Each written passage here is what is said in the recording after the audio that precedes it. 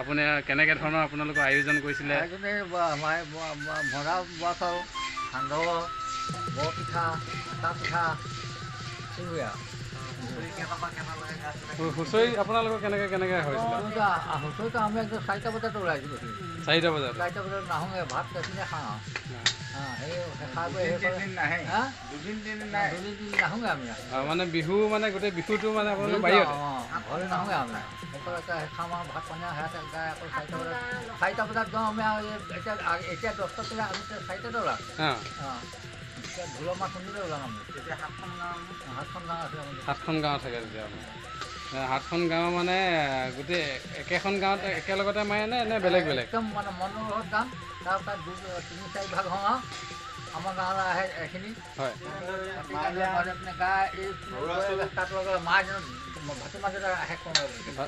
মানে গাঁও তেতিয়া মেইন গাঁওবোৰৰ কোন আছিলে? মেইন গাঁওবোৰ নহয়, আমি হেৰিয়া মণ্ডলৰ ঘৰত গাইছোঁ।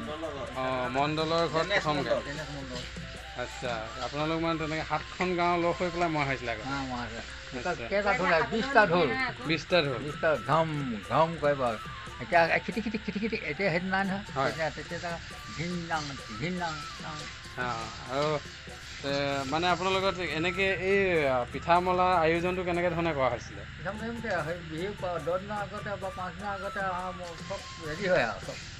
আচ্ছা, খুন্দিব, ঢেঁকী দিব, হয়, বাটৰ গোন্ধাব, যেতিয়া সান্দহ খুন্দিব ঢেঁকী দিব,